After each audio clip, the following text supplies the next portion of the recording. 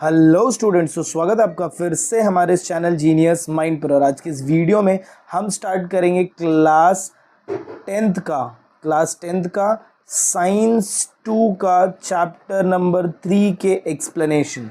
जी आपने सही सुना, चैप्टर नंबर 3 के एक्सप्लेनेशन। और इसके साथ साथ मैं आपको बहुत सारी चीज़ें एक्स्ट्रा बताना चाहूँगा कि जब भी मैं चैप्टर का एक्सप्लेनेशन करूँगा तो उसके साथ सबसे पहले तो कंसेप्ट रिलेटेड बातें होंगी, तो बहुत सारी चीज़ें होंगी जो टेक्स्ट बुक से हट के हम थोड़ी बात करेंगे। फिर प्लस उसके साथ साथ आपको यहाँ पर क्वेश्चन आंसर्स भी मिलेंगे जो आपको आंसर आउट करने रहेंगे। मतलब मैं क्वेश्चंस पूछूंगा, बीच बीच में आपको वही क्वेश्चंस को लिखना है, वही आपके आंसर्स होंगे। प्लस यहाँ पर आपको बने बनाए नोट्स मिलेंगे। किसके लिए भाई? जो मैं बोलते ना, स्क्रीन पे जो भी मैं लिखूंगा वही आपका क्या होगा, नोट्स होगा। तो अगर आप उसे नोट डाउन करेंगे प्रॉपरली अगर आपने उसे नोट डाउन किया तो बाद में एग्जाम के टाइम पे आपका जो रिवीजन वाला पैटर्न है ना, वो बहुत सिंपल हो जाएगा। बहुत सिंपल मतलब क्या कि जितना लिखा के दिया सिर्फ आप उतना रिवाइज करिए, काम हो जाएगा। अदरवाइज क्या होता है पता है, टेक्स्ट बुक को आप वापस रीड करने जाओगे। जब आप टेक्स्ट बुक को वापस रीड करने जाओगे तो वो बहुत डिफिकल्ट हो जाता है कि टेक्स्ट बुक से आप सारी चीज़ों को पढ़ो। तो ये 2-3 चीज़ें एक्स्ट्रा आपको इस चैनल पर मिल जाएंगी। तो अगर अभी तक आपने चैनल को सब्सक्राइब नहीं किया है तो सब्सक्राइब कर लीजिए। फ्रेंड्स के साथ शेयर करना चाहते हो तो उनको भी शेयर करिए ताकि उनकी भी थोड़ी हेल्प हो सके। तो चलिए स्टार्ट करते हैं चैप्टर नंबर 3 का फर्स्ट पेज।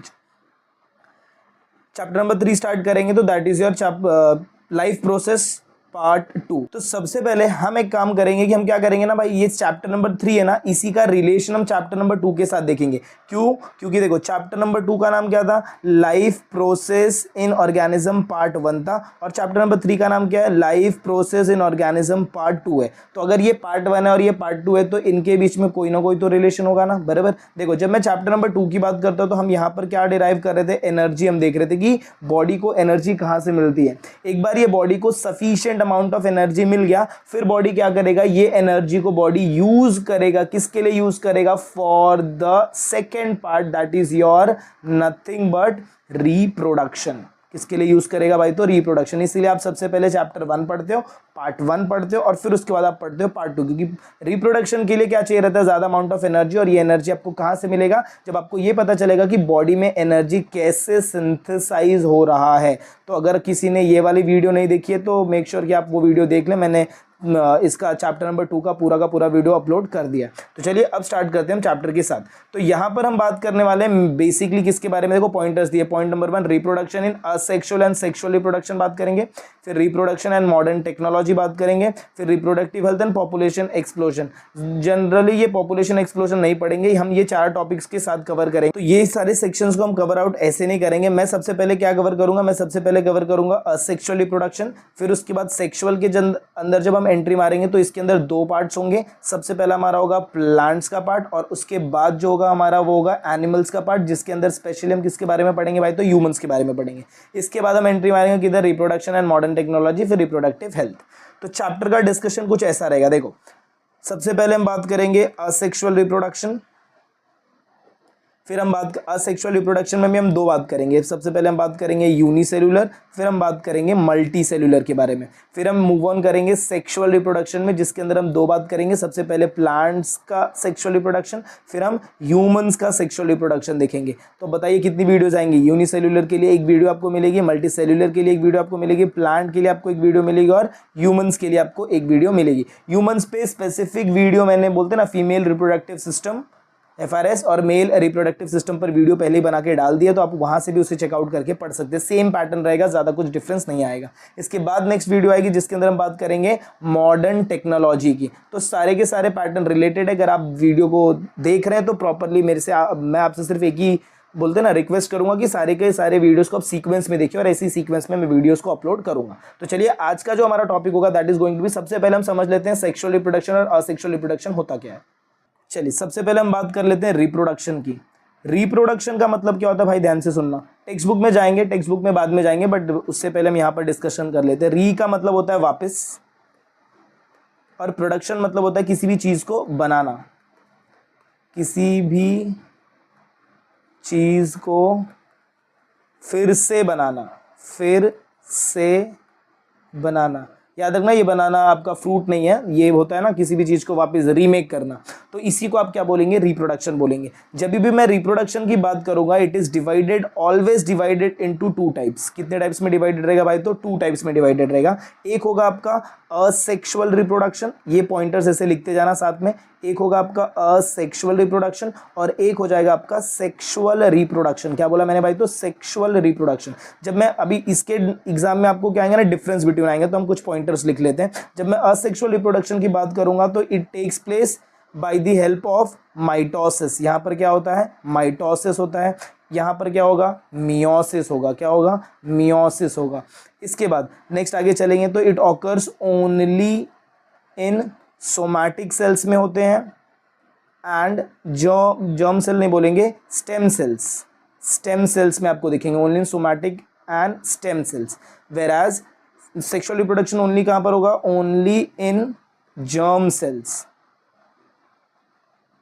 अब जर्म सेल ना दो तरीके के होते हैं। जर्म सेल की अगर मैं आपको थोड़ा डिस्कशन करूं तो जर्म सेल आपके दो तरीके के होंगे, एक होगा आपका स्पर्म और एक होता है आपका एग, बराबर।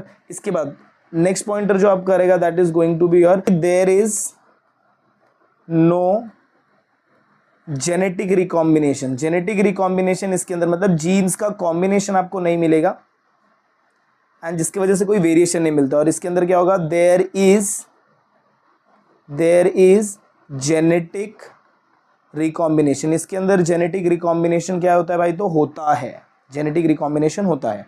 फिर आगे चलेंगे, इसमें वेरिएशन दिखेगा क्या, नहीं, नो वेरिएशन। इसमें कोई भी किसी भी प्रकार का आपको वेरिएशन नहीं मिलेगा। मतलब क्या कि जो भी आपके पेरेंट सेल रहेंगे they are identical to the daughter cells. Variation का मतलब क्या हो जाएगा, parent and daughter they are same, ये याद रखना। फिर इसके बाद जब यहां पर मैं बात करूंगा तो यहां पर variations are observed, variations are observed, बराबर। फिर इसके बाद हम और थोड़ा एक पॉइंट की अगर मैं डिस्कस करूं तो mitosis it is a slow process की फास्ट प्रोसेस, तो it is a fast process, ये फास्ट प्रोसेस है। और प्लस इसकी बात करूंगा तो ये आपका क्या हो जाएगा, स्लो प्रोसेस हो जाएगा, बराबर, स्लो प्रोसेस हो जाएगा। फिर एक पॉइंटर और लास्ट पॉइंटर की बात करेंगे तो इट इज बोलते हैं ना इक्वेशनल डिवीजन। ये कैसा डिवीजन होता है, इक्वेशनल डिवीजन। आप ये वर्ड एग्जाम में लिख सकते हैं जरूर से जरूर, इक्वेशनल डिवीजन। और इसे बोला जाता है रिडक्शनल डिवीजन। क्या बोला जाएगा, रिडक्शनल डिवीजन। ये हो गया आपका डिफरेंस बिटवीन, जो आपको एग्जाम में पूछा जाएगा कि difference between asexual reproduction and sexual reproduction. इसमें से भी आज हम जो स्टार्ट करने जा रहे हैं, हमारा जो टॉपिक मेन होगा that is going to be your asexual reproduction. क्या बोला मैंने भाई, तो असेक्सुअल रिप्रोडक्शन।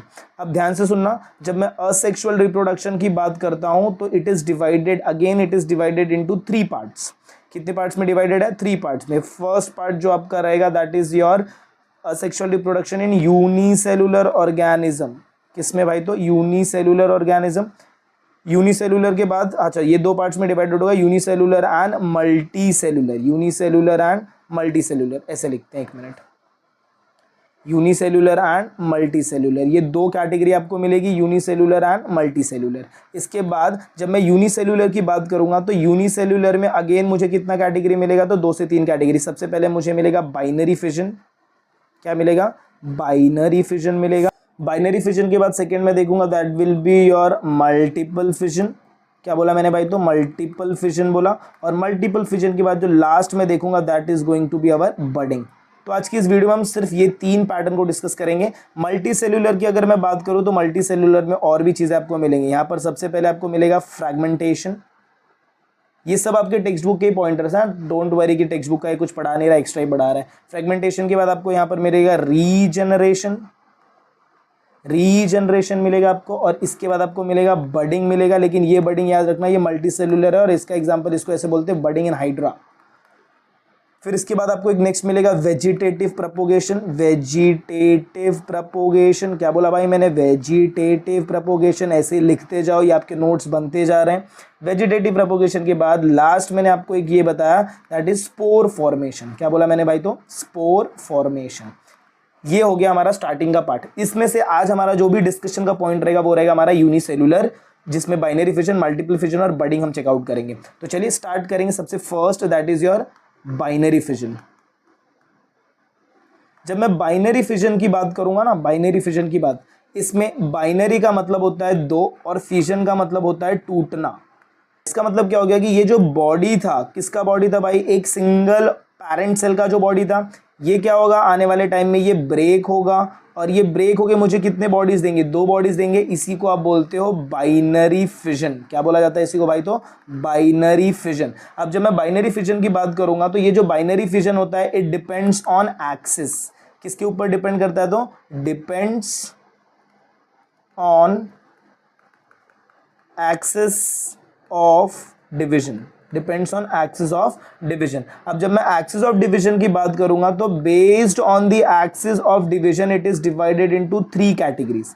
कितनी कैटेगरीज में इसको डिवाइड किया गया भाई, तो 3 कैटेगरीज। सबसे पहला तो नो एक्सिस, जिसके पास कोई एक्सिस नहीं होता है। फिर सेकेंड वाला जो कैटेगरी रहेगा दैट इज योर ट्रांसवर्स या फिर हॉरिजॉन्टल एक्सिस आप बोल सकते हो, हॉरिजॉन्टल एक्सिस। और फिर इसके बाद एक नेक्स्ट कैटेगरी आपको मिलती है दैट इज योर लॉन्जिट्यूडनल या फिर आप इसको बोल सकते हो वर्टिकल एक्सिस। क्या बोलेंगे, तो वर्टिकल एक्सिस।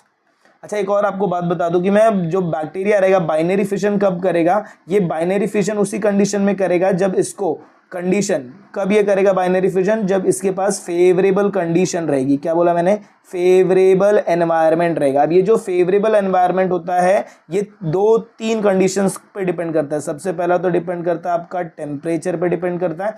टेम्परेचर के बाद ये किसी चीज़ पे अगर डिपेंड करेगा तो सराउंडिंग फैक्टर्स पे डिपेंड करता है।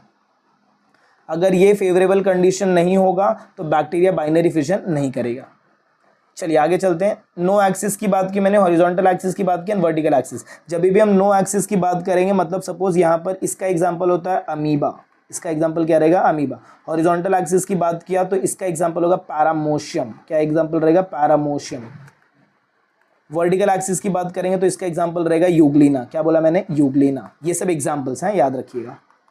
जब मैं अमीबा की बात करता हूँ ना तो अमीबा का कोई प्रॉपर शेप नहीं होता है। प्रॉपर शेप नहीं होता मतलब ये सपोज ये मेरा अमीबा है, बराबर। इसको मैंने क्या किया, कैसे भी कट करूंगा मेरे को यहाँ से हमेशा कितने लोग मिल जाएंगे, 2 अमीबा मिल जाएगा छोटे छोटे, बराबर। इसीलिए इसको मैंने क्या बोला, it does not have any access. और ऐसे टाइप के बाइनरी फिजन को आप क्या बोलते हो, सिंपल बाइनरी फिजन। क्या नाम देंगे भाई, तो simple binary fission. I hope आपको ये फर्स्ट पैटर्न समझ में आ गया कि सिंपल बाइनरी फिजन किसे कहते हैं, जिसमें आप बैक्टीरिया की बॉडी या फिर जो भी ऑर्गेनिज्म का बॉडी उसको आप किसी भी एक्सिस से 2 पार्ट्स में डिवाइड करेंगे तो वो आपका क्या हो जाएगा, सिंपल बाइनरी फिजन। इसके बाद नेक्स्ट मूव करते हैं हॉरिजॉन्टल। इसमें आपका सबसे बेस्ट बैक्टीरिया, सबसे बेस्ट प्रोटिस्ट आता है दैट इज योर पैरामोशियम। ये कुछ ऐसे चप्पल के शेप का रहता है, बराबर, चप्पल के शेप का रहेगा। जब मैं इसे कट करूंगा, क्या करूंगा भाई, कट करूंगा हॉरिजॉन्टल। हॉरिजॉन्टल समझ में आता है, ऐसे जा रहे हो तो हॉरिजॉन्टल, और अगर ऐसे स्टैंडिंग पोजीशन में जा रहे हो तो वर्टिकल, बराबर। मतलब ये ऑर्गेनिज्म कहाँ से कट होगा, ऐसे कुछ कट होने वाला है। अगर ये ऑर्गेनिज्म ऐसे कट होगा तो कट होने के बाद ये मुझे 2 टाइप का ऑर्गेनिज्म, ये मुझे कितने टाइप का ऑर्गेनिज्म दे देगा भाई, 2। एक आपको यहाँ पर ऐसे ऊपर की तरफ मिलेगा और सेकेंड आपको यहाँ पर ऐसे नीचे की तरफ मिलेंगे, बराबर। अब ये कट कहाँ पर हो रहा है, it is cutting across the horizontal axis. Horizontal axis में कट हो रहा है, इसीलिए इसे, इसका जो नाम रहेगा, उसे बोला जाएगा ट्रांसवर्स बाइनरी फिजन। क्या बोला मैंने भाई, तो transverse binary fission. I hope आपको ये भी समझ में आ गया। इसके बाद नेक्स्ट एंट्री मारते हैं यूग्लिना पे। जब मैं यूग्लिना की बात करूंगा तो यूग्लिना ना कुछ ऐसा दिखाई देता है, देखो ग्रीन कलर का रहेगा, कुछ ऐसा दिखाई देगा वो, बराबर, ऐसा दिखाई देता है कुछ। अब इसके पास ना एक ऐसे फिंगर लाइक स्ट्रक्चर रहता है। जब ये डिवाइड होगा तो ये कैसे डिवाइड होगा पता है, ये ऐसे स्ट्रेट डिवाइड होगा, ऐसे डिवाइड होगा। जब ये ऐसे डिवाइड होगा मतलब ये 2 ऑर्गेनिज्म जो बना रहा है that 2 organism will be similar to, कुछ ऐसे वो दिखना चालू कर जाएंगे। सबसे पहले तो ये ऐसे यहाँ पर एक टाइप का ऑर्गेनिज्म डेवलप होगा और यहाँ पर एक टाइप का ऑर्गेनिज्म ऐसे डेवलप होगा। एक फिंगर यहाँ से डेवलप करेगा, दूसरा फिंगर यहाँ से डेवलप करेगा, ऐसा कुछ ऑर्गेनिज्म दिखेगा, बराबर।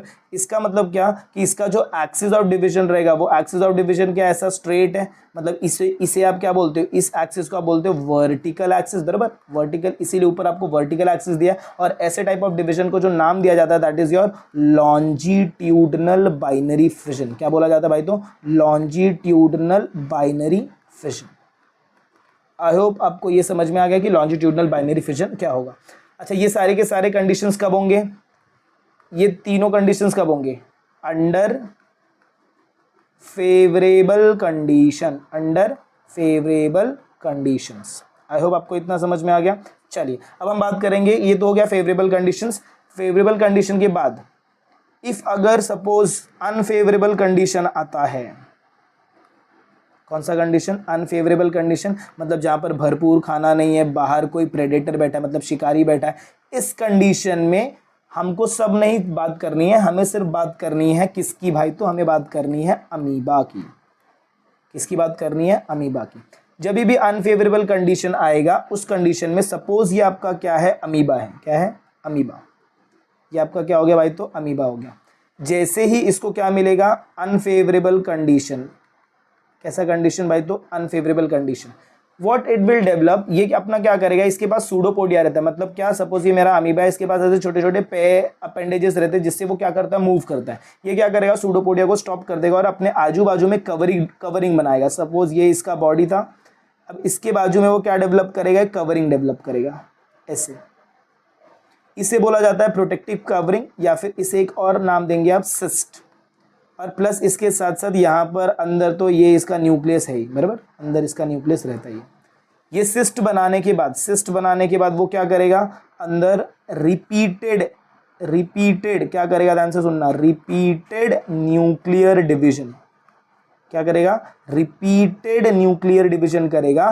प्लस न्यूक्लियर डिवीजन के साथ वो साइटोप्लाज्म भी डिवाइड करेगा। साइटोप्लाज्म भी क्या करेगा भाई? तो डिवाइड करेगा। आई होप आपको इतना समझ में आ गया।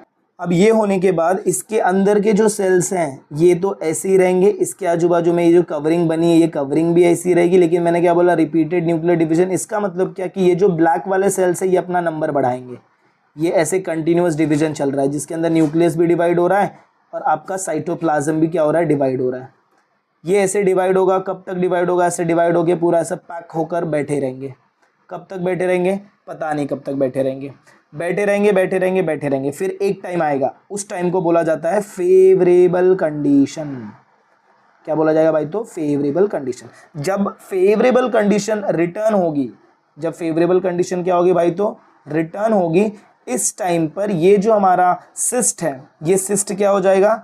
ब्रेक हो जाएगा। सिस्ट क्या हो गया? ब्रेक हो गया। अगर सिस्ट ब्रेक हो जाएगा उसी टाइम पर आपका अंदर का सेल भी क्या होगा? ब्रेक होगा। और ये जो छोटे छोटे डॉटर सेल्स बने थे ना, अंदर थे, अब ये कहाँ पर आने लगेंगे भाई? तो बाहर आने लगेंगे। इन छोटे छोटे सेल्स को क्या बोला जाता है पता है क्या? इन छोटे छोटे सेल्स को बोला जाता है डॉटर अम्यूबुले। क्या बोला जाएगा भाई? तो डॉटर अम्यूबुले। और ये कब तक इसके अंदर स्टोर रहेंगे? जब तक फेवरेबल कंडीशन रिटर्न नहीं हो जाता तब तक वो उसके अंदर स्टोर रहेंगे। और एट द एंड में ये एक साथ में बहुत सारी चीजें निकाल रहे हैं, इसीलिए इसे क्या बोला जाएगा भाई? तो मल्टीपल फिजन। क्या बोला जाएगा? Multiple fission. इसीलिए मैंने इसका मतलब इसका नाम क्या दिया गया? Multiple fission. क्यों? क्योंकि एक सिंगल टाइम पे यहाँ पर बहुत सारे सेल्स बाहर आ रहे हैं। तो अगेन देख लीजिए मल्टीपल फिजन का क्या एग्जांपल है। यहाँ पर कौन था? एक अमीबा लाइक स्ट्रक्चर था। ये आपको अमीबा लाइक स्ट्रक्चर दिख रहा है। ये amoeba like structure on the favourable, जब उसके आजू बाजू में कंडीशंस कैसी रहेंगी? अनफेवरेबल कंडीशन, तो वो क्या डेवलप करेगा भाई? तो वो सिस्ट डेवलप करेगा। सिस्ट डेवलप करके क्या वो वैसे ही चुपचाप बैठेगा? नहीं, it is going to perform repeated nuclear division हो रहा है। मतलब ये देखो, ये छोटे छोटे सेल्स आपको ऐसे दिख रहे हैं, कंटिन्यूअसली वो डिवाइड हो रहे हैं, उसके साथ साथ साइटोप्लाज्म डिवाइड कर रहा है। मतलब ऐसे कुछ अमाउंट ऑफ सेल्स बन रहे हैं और ये सेल्स इसके अंदर क्या रहेंगे? एनसिस्टेड। एक वर्ड यूज करते हैं एनसिस्टेड। इसका मतलब क्या? इसी के अंदर पैक्ड रहेंगे। पैक्ड कब तक रहेंगे? जब तक फेवरेबल कंडीशन क्या नहीं हो जाता भाई? रिटर्न, वापस फेवरेबल कंडीशन नहीं आ जाता। एक बार फेवरेबल कंडीशन वापस आ जाएगा तो यहाँ पर सिस्ट ब्रेक हो जाएगा और उसके साथ साथ सेल्स भी ब्रेक हो जाएंगे और फिर ये सारे के सारे सेल्स क्या आ जाएंगे? बाहर आ जाएंगे। इन्हीं को बोला जाता है डॉटर अम्यूबुले और फिर ये ग्रो करेंगे एक इंडिविजुअल सेल्स में और इसी पैटर्न को आप क्या बोलते हो भाई? तो मल्टीपल फिजन। तो आई होप आपको ये दोनों कंसेप्ट समझ में आ गया रहेगा। अब चलते हैं टेक्स्ट बुक की तरफ। ये सारा का सारा नोट्स बना लेना।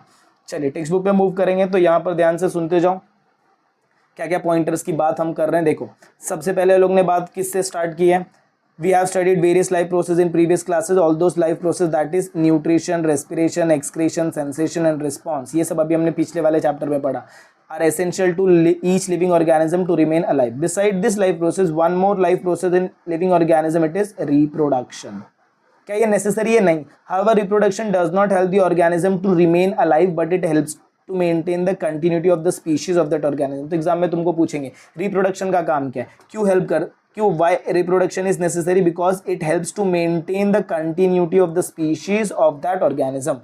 तो ये स्टेटमेंट आपको लिखना है। तो इसके लिए इसको आप मार्क करके रख लो, जो स्टेटमेंट मार्क करवा रहा हूँ वो मार्क कर लेना, क्योंकि ये एग्जाम में इंपॉर्टेंट रहेगा। और यहाँ का जो आपका क्वेश्चन रहेगा that is importance of reproduction, ये साथ में लिख लो, बाजू बाजू में स्टिकी नोट्स लेकर बैठा करो।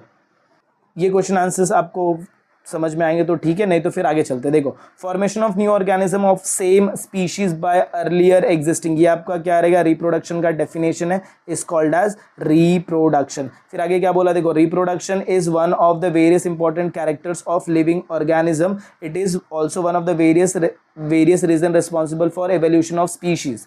तो इवोल्यूशन ऑफ स्पीशीज के लिए किसकी जरूरत पड़ती है भाई, तो रिप्रोडक्शन की। In living organism reproduction occurs mainly by two method, कौन से दो मेथड है, तो असेक्सुअल एंड सेक्सुअल रिप्रोडक्शन। तो ये आपको दोनों पॉइंटर याद रखने, कौन से टू मेथड्स, और उसमें भी कौन है, तो भाई sexual reproduction and asexual reproduction. I hope आपको इतना समझ में आ गया। आज का जो टॉपिक है दैट इज असेक्सुअल रिप्रोडक्शन, यही हमने स्टार्ट किया था। चलिए देखते हैं, process of formation of new organism by an organism of same species without involvement of gamete is called as asexual reproduction. इसके अंदर गैमेट का इन्वॉल्वमेंट नहीं होता है, यहां से यहां तक का आपका असेक्सुअल रिप्रोडक्शन का डेफिनेशन। ये पॉइंटर मार्क कर लो, यहां से लेकर यहां तक। As this reproduction does not involve union of two different gametes, the new organism is exact genetic similarity with the reproducing organism। अभी जो मैंने आपको ये लिखा है ना, देखो यहाँ पर there is no genetic recombination लिखवाया, फिर no variation लिखवाया, ये यहीं का वर्ड है, यहीं से वर्ड उठाया मैंने, क्या, exact genetic similarity with the reproducing, it is uniparental reproduction, मतलब इसमें एक ही पैरेंट की जरूरत लगेगी। It occurs by mitotic cell, अभी तो इधर बताया, देखो इट ऑकर्स बाय माइटोसिस, मतलब माइटोटिक सेल, और ये किसके थ्रू होता है भाई, तो मियोसिस के थ्रू होता है। आगे चलेंगे, absence of genetic recombination is a drawback, absence of genetic recombination is a drawback. तो एग्जाम में तुमको क्या पूछेंगे, यहाँ से पता है क्या, यहाँ से तुमको पूछेंगे ड्रॉबैक बताओ। तो ड्रॉबैक अगर पूछा या फिर डिसएडवांटेज पूछा तो इसका ये आंसर रहेगा क्या, यहाँ पर लिख लेना, एग्जाम में पूछेंगे write the disadvantage of asexual reproduction, तो absence of genetic recombination. And fast process is advantage, तो एडवांटेज भी पूछेंगे और डिसएडवांटेज भी पूछेंगे। तो आई होप आपको ये पेज समझ में आया रहेगा। Let's move on to the next page of your text book, page number 23।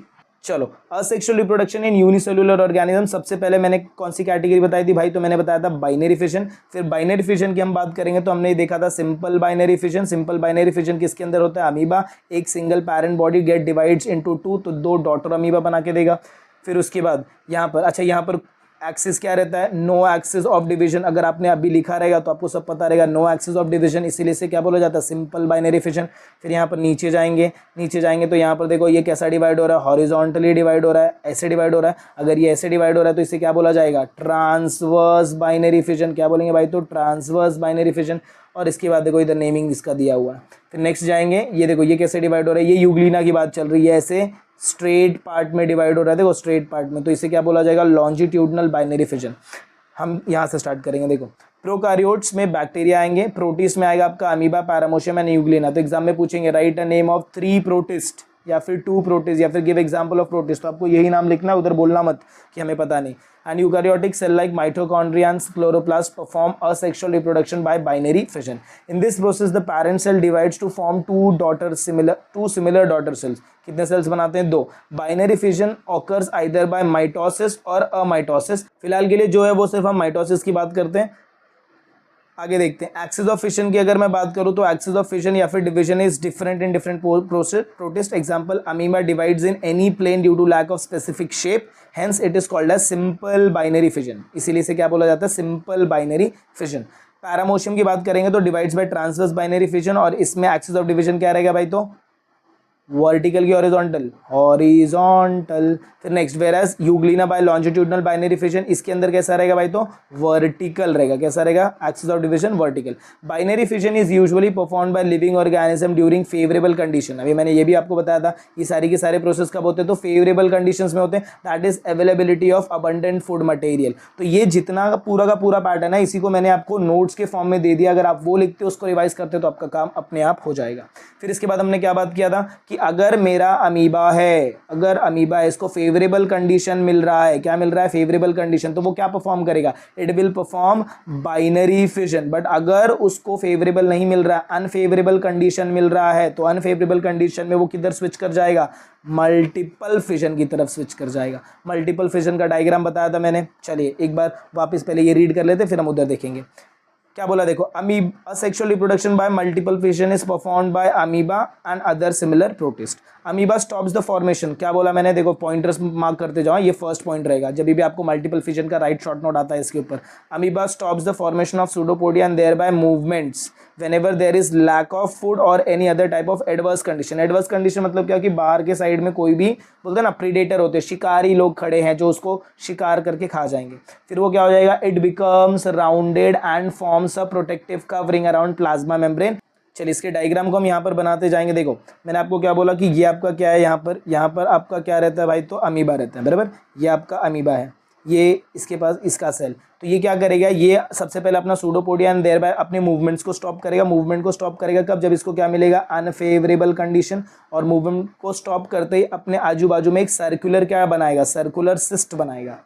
क्या बनाएगा, सर्कुलर सिस्ट बनाएगा। और इस सिस्ट के अंदर वो खुद ही क्या करेगा भाई, तो अपने आप को प्रोटेक्ट कर लेगा। इसीलिए each such encysted amoeba or any other protist is called as cyst। अब ये जब प्रोटेक्टिव कवरिंग बन गई है, इसके बाद मैंने आपको क्या बताया था कि इसके अंदर ही वो क्या करेगा, रिपीटेड क्या करेगा, न्यूक्लियर डिवीजन। रिपीटेड क्या करेगा, repeated nuclear division and cytoplasm का डिवीजन। तो वही स्टेटमेंट आगे भी लिखा है, देखो जरा क्या स्टेटमेंट लिखा है, many nuclear formed by repeated nuclear division in the cyst, it is followed by cytoplasmic division and दस मेनी एम्यूबुलेज आर फॉर्म्ड। इसका मतलब क्या कि अब इसके अंदर चीजें कैसे फॉर्म होंगी, देखो तो ये आपका सेल बनेगा, इसके बाजू में आपका क्या बन जाएगा, कवरिंग बन जाएगा, और इसके अंदर ये जो आपके सेल्स दिख रहे थे ना, ये सेल्स, ये अब क्या करेंगे, कंटिन्यूअसली डिवाइड करेंगे। कंटिन्यूअसली डिवाइड करके वो क्या बनाएंगे, मेनी अमीबुले बनाएंगे। क्या बनाएंगे, अमीबुले बनाएंगे। क्या ये तुरंत रिलीज हो जाएगा, नहीं, it will release on the arrival of favourable condition. तो ये कब यहाँ से रिलीज होगा, देखो they remain encysted till there are adverse condition. जब तक एडवर्स कंडीशन होगा तब तक ये इसके अंदर ही प्रेजेंट रहेंगे। और एक बार जब इसको यहां से क्या मिल जाएगा, फेवरेबल कंडीशन, क्या मिल जाएगा, favourable condition, cyst breaks open on arrival of favourable condition and many amoebulae are release. इसका मतलब क्या, जैसे इसको फेवरेबल कंडीशन मिल जाएगा, ये यहां से क्या हो जाएगा, ब्रेक ओपन हो जाएगा। मतलब ये सपोज ऐसा इस साइड में ब्रेक हुआ तो ये ऐसे अंदर का पैटर्न ऐसे ब्रेक हो जाएगा, रेडिश पैटर्न ऐसा आपका ब्रेक हो जाएगा। और यहाँ पर जितने भी अमीबुले बने थे, ऐसे छोटे छोटे अमीबुले बने थे, ये सारे के सारे अमीबुले अब यहाँ से क्या हो जाएंगे भाई, तो रिलीज आउट हो जाएंगे। आई होप आपको ये पैटर्न समझ में आ गया कि क्या होता है मल्टीपल फिजन। एग्जाम में अगर मल्टीपल फिजन के ऊपर आपको शॉर्ट नोट बोलेंगे वो, तो आपको ये डायग्राम सबसे पहले बनाना है। डायग्राम कैसे बनाएंगे ध्यान से सुन लेना। एक ऐसे बॉक्स बनाओ, उसके अंदर पूरा का पूरा प्रोसेस बता दो, और यहाँ पर आप नीचे लिखना है आपको मल्टीपल फिजन लिखना है, और फिर आप इसको पॉइंट वाइज एक्सप्लेन कर दो। या फिर कभी कभार ऐसा होता है आपको डायग्राम दिखाएंगे, बोलेंगे एक्सप्लेन द डायग्राम, तो दोनों तरीके से क्वेश्चन पूछ सकते हैं। चलिए मूव ऑन करते हैं नेक्स्ट पेज, पेज नंबर 24 की तरफ। चलिए 24 पे अगर चेकआउट करोगे तो ये देखो, ये फर्स्ट डायग्राम, ये आपका पैरेंट अमीबा। पैरेंट अमीबा क्या हो रहा है, यहाँ पर क्या बना रहा है, ये सिस्ट बना रहा है, बराबर। सिस्ट बनाने के बाद ये क्या हो रहा है, यहाँ पर डिवीजन ऑफ न्यूक्लियस, यहाँ पर देखो कंटिन्यूअस डिवीजन हो रहा है। यहाँ पर अगर आप चेकआउट करोगे देखो बहुत सारे सेल्स बन रहे हैं, बराबर। अगर आपको दिखेगा तो देखो एक सेल इधर बन रहा है, एक इधर बन रहा है, एक इधर बन रहा है, फिर एक सेल इधर बन रहा है, यहाँ ऐसे पूरे बहुत सारे क्या बन जाते हैं, डॉटर अम्यूबुले। फिर ये कब ब्रेक होगा, जब किसका अराइवल होगा, फेवरेबल कंडीशन का अराइवल होगा, तो ये ब्रेक ओपन होकर यहाँ से सारे के सारे पार्ट्स रिलीज आउट हो जाएंगे। नेक्स्ट बात करते हैं budding, that is the unicellular का थर्ड टॉपिक होता है, दैट इज योर बडिंग। जब हम बडिंग की बात करेंगे, इसके अंदर देख लो, सुन लो क्या होता है। सबसे पहले वो सुन लो, उसके बाद फिर आपको जो समझ में आएगा वैसे आप करिए। यहाँ पर सबसे पहले एक सेल होता है, बर्ड सेल, हम यहाँ पर डिस्कस करते हैं इसको। जब मैं बडिंग की बात करूंगा ना, तो इसमें सबसे पहले क्या होगा, ध्यान से सुनना। यहाँ पर एक पैरेंट सेल रहेगा, ये पैरेंट सेल के ऊपर क्या डेवलप होगा, एक बल्ज डेवलप होगा। बल्ज मतलब ऐसा एक बल्जिंग डेवलप होना चालू हो जाता है। जब ये बल्जिंग डेवलप होना चालू हो जाएगा, तो इसके अंदर का ये जो न्यूक्लियस रहता है ना, ये वाला जो पार्ट दिख रहा है, इसे बोला जाएगा न्यूक्लियस। ये न्यूक्लियस ना थोड़ा इधर भी मूव करेगा, इधर मूव करेगा मतलब कैसा हो जाएगा, ये ऐसा ऐसा कुछ दिखना चालू हो जाएगा। मतलब यहाँ पर थोड़ा सा न्यूक्लियस आपका भी मूव कर रहा है। फिर ये फर्दर और डिवाइड होगा, डिवाइड होकर फिर ये क्या करेगा, एक ऐसे 2 लेयर्स बनाएगा। 2 लेयर्स में आधा एक न्यूक्लियस इधर जाएगा, आधा इधर। तो इसको आप बोलेंगे पेरेंट सेल और ये हो जाएगा आपका क्या भाई, तो डॉटर सेल्स। तो ये होता है आपका पूरा बडिंग का प्रोसेस। ज़्यादा कुछ इसमें डिफिकल्ट है नहीं, इस पर जनरल एग्जाम में क्वेश्चन थोड़े कम आते हैं। जब हम बात करेंगे तो अभी मैंने बल्ज का बात किया, तो यहाँ पर ये आपको ऐसा थोड़ा सा बल्ज दिख रहा है जिसके अंदर आपका न्यूक्लियस भी देखो थोड़ा थोड़ा अंदर एंट्री मारता है। फिर ये बल्ज के वजह से क्या बन जाता है, न्यू बर्ड। तो ये कहीं ना कहीं न्यू बर्ड का फॉर्म ले रहा है और ये बाद में ऐसे अटैच रहेगा बर्ड किसके ऊपर, तो पेरेंट सेल के ऊपर। फिर ऐसे बहुत सारे बर्ड्स बनना चालू हो जाएंगे, बराबर। और जब ये सारे के सारे बर्ड्स सेपरेट होंगे, मतलब 1 2 3 4, तो ये सब इंडिविजुअल अपना लाइफ जिएंगे और इसी को आप क्या बोलते हो, तो reproduction in budding, by budding. You will see that yeast cell performing budding, a small bud coming out of many parent cell. Asexual reproduction occurs by budding in yeast unicellular fungus. ये point mark कर लो, asexual reproduction occurs by budding in yeast cell. What is yeast cell? It is a unicellular fungus. Yeast cell produces 2 daughter nuclei by mitotic division वो करता है, याद रखना asexual चल रहा है तो mitotic होगा, so as to reproduce by budding. This yeast cell is called as parent cell. ये जो yeast cell होता है जिसके थ्रू आपका बर्ड रिलीज हो रहा है उसे बोला जाता है parent cell. A small bulge appears on the surface of the parent cell. This bulge is actually bud. तो वो जो bulge appear हो रहा है, ये जो यहाँ पर मैंने आपको बताया ना, ये जो bulge appear हो रहा है, यहाँ पर जो मैंने आपको बल्ज बताया ना, ये जो बल्ज होता है ये बल्ज ही कहीं ना कहीं आपके क्या है भाई, तो दिस आर डॉटर सेल्स ही हैं ये। फिर आगे देखेंगे तो आगे फिर क्या बोला है, देखो, one of the 2 daughter nuclei enters the bud after sufficient growth, bud separates from the parent cell. मतलब ये जो ऊपर यहाँ पर आपको देखो ये अटैचमेंट ऐसा दिख रहा है ना, ये यहाँ पर कब तक अटैच रहेंगे, यहाँ पर ये कब तक अटैच रहेगा, जब तक इसका प्रॉपर ग्रोथ नहीं हो जाता। प्रॉपर ग्रोथ का मतलब क्या, अभी आप अपने पेरेंट से अटैच हो, क्यों, क्योंकि आपको ये नहीं पता है कि कैसे सर्वाइव करना है। वो आपको खाना ला कर दे रहा है, आप खाते, आपका काम हो जाता है, बट आपको ये नहीं पता कि आगे कैसे सर्वाइव करना है। तो जब आप थोड़ा पढ़ लिख लेंगे, उस लायक हो जाएंगे, तो आप अपने फैमिली से सेपरेट आउट हो सकते हैं। तो ये यही वाला पैटर्न यहाँ पर भी यूज होता है, and start to live independently as a daughter yeast cell. तो आई होप आपको ये पैटर्न समझ में आया रहेगा। ये पूरा का पूरा फर्स्ट पार्ट है वीडियो का। अगेन मैं बोलूँगा वही पैटर्न के साथ जाएंगे। सबसे पहले हम करेंगे यूनिसेल्युलर, फिर हम करेंगे क्या भाई, तो मल्टी सेल्युलर, फिर हम करेंगे सेक्सुअल रिप्रोडक्शन में भी सबसे पहले हम किसके बारे में बात करेंगे, तो प्लांट्स के बारे में, फिर हम बात करेंगे ह्यूमंस के बारे में, और फिर हमारा रहेगा मॉडर्न टेक्नोलॉजी। तो जिसमें से यूनिसेल्युलर कंप्लीट आउट हो गया, ये पैटर्न आपको नेक्स्ट वीडियो में मिल जाएगा। तो आई होप आपको वीडियो पसंद आई रहेगी, कंसेप्ट के साथ सब कुछ बताया गया। प्लीज़ उसका ना नोट्स बना लेना, वरना भूल जाओगे। इफ़ अगर आपकी मेमोरी बहुत अच्छी है तो फिर कोई बात ही नहीं है, लेकिन अगर मेमोरी नहीं अच्छी तो एक स्क्रिबलिंग नोट्स भी बना लोगे तो भी आपका काम हो जाएगा। तो चलिए मिलते हैं अगले वीडियो में कुछ ऐसे नए टॉपिक के साथ। अगर आपको वीडियो पसंद आए तो प्लीज़ आप वीडियो को ज़्यादा से ज़्यादा अपने फ्रेंड्स के साथ शेयर करें। चैनल पर रहें तो चैनल को सब्सक्राइब भी कर दीजिएगा, क्योंकि ऐसी फिर वीडियोज़ और बनाने का मन करता है। तो चलिए मिलते हैं अगले वीडियो में कुछ ऐसे नए आगे के कंटिन्यूएशन के साथ। तब तक के लिए have a good day and take care.